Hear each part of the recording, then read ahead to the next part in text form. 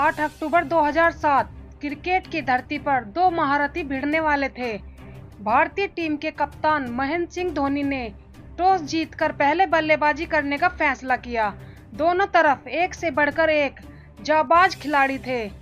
भारतीय टीम के पास क्रिकेट का भगवान था तो ऑस्ट्रेलिया के पास मैथ्यू हेडन के रूप में क्रिकेट का हैवान था। यदि भारत के पास सौरव का साहस था तो जॉनसन ऑस्ट्रेलिया की जान था और साइमंड्स तो सारी हदें पार करने को तैयार था। ऐसी सिचुएशन में मैच शुरू होता है। भारत की तरफ से भारत की सलामी जोड़ी सचिन तेंदुलकर और सौरव गांगुली मैदान पर आते हैं। भारत के लिए यह एक ऐतिहासिक मैच होने वाला था। कंगारुओं की तरफ से गेंदबाजी की कमान ब्रेटली के हाथों में थी। सौरव गांगुली ने ब्रेटली के पहले ही ओवर में चौका लगाकर अपना और अपनी टीम का खाता खोला, लेकिन कंगारुओं की लहराती बॉलिंग क्रिकेट के भगवान कहे जाने वाले सचिन तेंदुलकर के समझ से बाहर नजर आ रही थी। सचिन उनकी बॉलिंग को नहीं समझ पा रहे थे। इसी कारण भारतीय टीम का स्कोर 5 ओवर में 13 रन ही था। अब वक्त हो चला था इस सूखे पर रन बरसाने का और गांगुली ने ब्रेकर को छठे ओवर में 2 चौके लगा दिए, लेकिन क्रिकेट का भगवान अभी भी एक एक रन को तरस रहा था। ब्रेटली के बाउंसर सचिन को परेशान कर रहे थे, मगर गांगुली का साहस टीम का सहारा बना हुआ था। पहला पावर प्ले खत्म हो चुका था। भारतीय टीम का स्कोर महज 35 रन था, लेकिन भारत के लिए अच्छी खबर यह थी कि भारत ने अभी तक कोई विकेट नहीं गंवाया था, मगर ऑस्ट्रेलिया जैसी धाकड़ टीम के खिलाफ इतनी धीमी शुरुआत हार की तरफ इशारा कर रही थी। इसके बाद गांगुली ने प्रहार करना शुरू कर दिया था। फिर चाहे ब्रेकन हो या ब्रेटली की रफ्तार हो या जॉनसन की लहराती बॉल हो, सभी बॉलरों की नाक में दम अकेले गांगुली ने कर रखा था। जिस मैदान पर एक रन बनाना मुश्किल हो रहा था, उस मैदान पर रनों की नदियां बहने लगी, क्योंकि अब सचिन ने भी अपना हाथ खोलते हुए बाउंड्री लगाना शुरू कर दिया था। दूसरी तरफ सौरव गांगुली ने रनों की रफ्तार को रेगुलर बरकरार रखा था। गांगुली एक के बाद एक चौका लगाए जा रहे थे, लेकिन 91 रनों के व्यक्तिगत स्कोर पर सौरव गांगुली विकेट कीपर को कैच थमा बैठे। सौरव गांगुली 41 रनों की पारी खेलकर आउट हो गए। यह भारतीय टीम के नजरिए से भारत को बहुत बड़ा झटका लग चुका था। गांगुली के बाद युवराज सिंह मैदान पर आते हैं। सचिन और युवराज की यह जोड़ी पारी को संभालते हुए रन बनाना शुरू करती है। अब तक खामोश रहा सचिन का बल्ला रन बनाने की कोशिश में लगा था। वहीं युवराज सिंह अभी मैदान पर आए थे। अब बहुत बड़ी जिम्मेदारी सचिन के कंधों पर आ चुकी थी।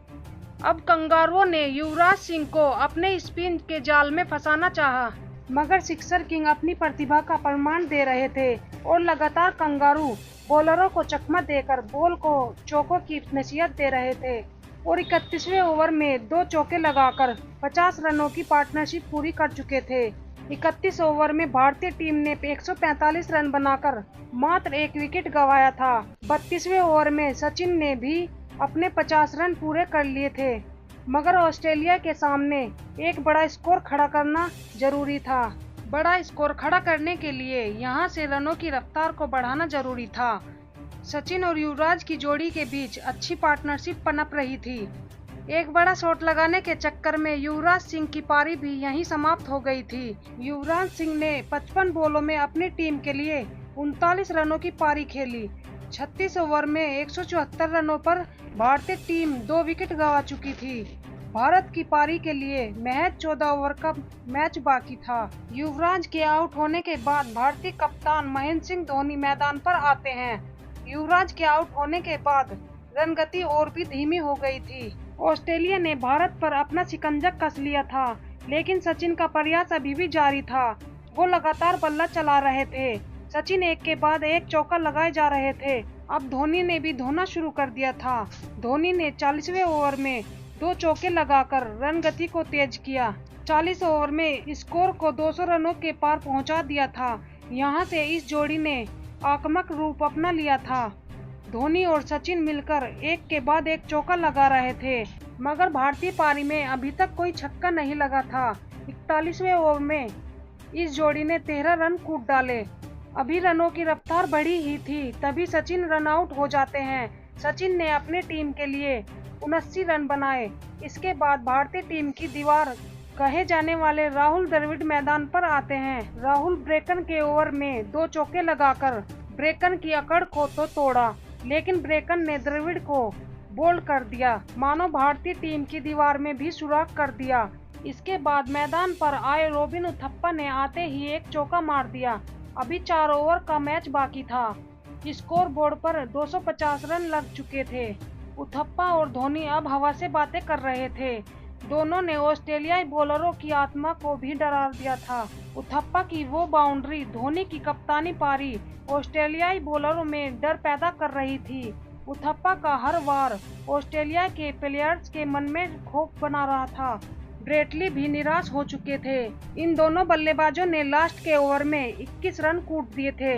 इस ओवर में उथप्पा ने 2 चौके लगाए और भारतीय कप्तान ने 1 चौका और ओवर की लास्ट बॉल पर इस पारी का एकमात्र छक्का लगाकर पारी को समाप्त किया। धोनी ने इसी छक्के के साथ अपने 50 रन भी पूरे कर लिए। भारतीय टीम ने 291 रनों का स्कोर खड़ा कर दिया। ऑस्ट्रेलिया को यह मैच जीतने के लिए 292 रन बनाने थे। ऑस्ट्रेलिया की पारी की शुरुआत करने गिलक्रिस्ट और हेडन आते हैं। वह पारी का आगाज करते हैं। यह उस समय की खतरनाक जोड़ी थी। इस जोड़ी ने आते ही चौको छक्कों की बरसात कर दी। इन चौको छक्कों की बरसात के बीच में आए आरपी सिंह ने गिलक्रिस्ट को जहीर खान के हाथों कैच आउट करा दिया। ऑस्ट्रेलिया की सलामी जोड़ी का अंत हो चुका था। गिलक्रिस्ट ने 17 बॉलों में 18 रन बनाए थे। इसके बाद ऑस्ट्रेलिया के कप्तान रिकी पोंटिंग मैदान पर आते हैं। ऑस्ट्रेलिया की सदियों की प्रथा थी, विकेट गिरे सो गिरे, रनों की रफ्तार नहीं रुकेगी। दोनों ही बल्लेबाज इस प्रथा को खूब निभा रहे थे। जहां भारतीय पारी में मात्र 1 छक्का लगा, यहां तो छक्कों की बरसात हो रही थी। चौके तो ऐसे लग रहे थे जैसे डॉट बॉलों की गिनती की जा रही हो। 10 ओवर की समाप्ति पर ऑस्ट्रेलिया का स्कोर 75 रनों पर मात्र 1 विकेट होता है। ऑस्ट्रेलिया को एक बेहतरीन और मजबूत शुरुआत मिल चुकी थी, लेकिन अभी भी हेडन का बल्ला रुकने का नाम नहीं ले रहा था, क्योंकि वो गेंदबाजों के साथ खेल नहीं खिलवाड़ कर रहे थे। भरे मैदान में बॉलरों की मजाक बना रखी थी। कभी मैदान में चिपककर बाउंड्री लग रही थी, तो कभी हवाई यात्रा करते हुए बॉल दर्शकों के बीच में जा रही थी। यहाँ से इस मैच पर ऑस्ट्रेलिया ने अपनी पकड़ बना ली थी। बॉलिंग छोर पर जहीर हो या पठान, दोनों की बराबर कुटाई हो रही थी। हेडन ने मात्र 39 बॉलों पर 50 रन पूरे कर लिए थे। मात्र 13 ओवर में स्कोर बोर्ड पर 100 रन लग चुके थे। भारतीय टीम का स्कोर इस समय महज 55 रन था। अब ऑस्ट्रेलिया को 216 बॉलों में मात्र 190 रनों की जरूरत थी।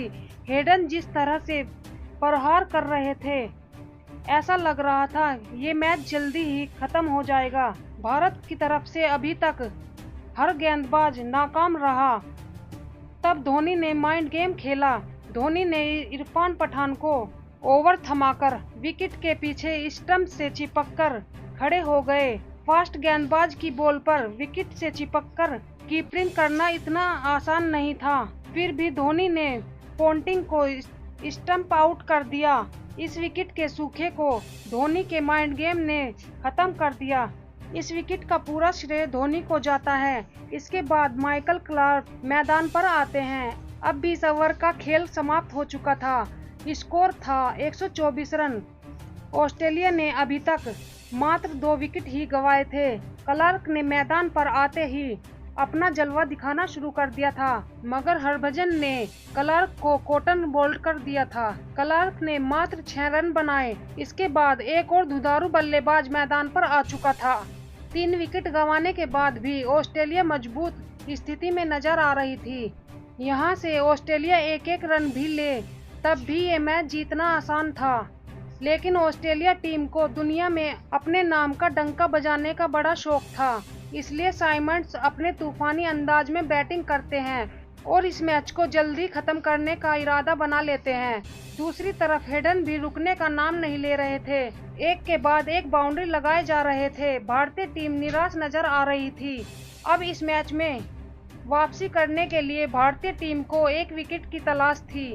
तभी मुरली कार्तिक ने हेडन को बाउंड्री पर कैच करवाकर मैच में वापसी का रास्ता बना दिया। हेडन ने 92 बॉलों में 92 रनों की बेहतरीन पारी खेली। 190 रनों पर 4 विकेट हो चुके थे और हेडन वापस जा चुके थे। ऑस्ट्रेलिया को 97 बॉलों में 102 रन बनाने थे।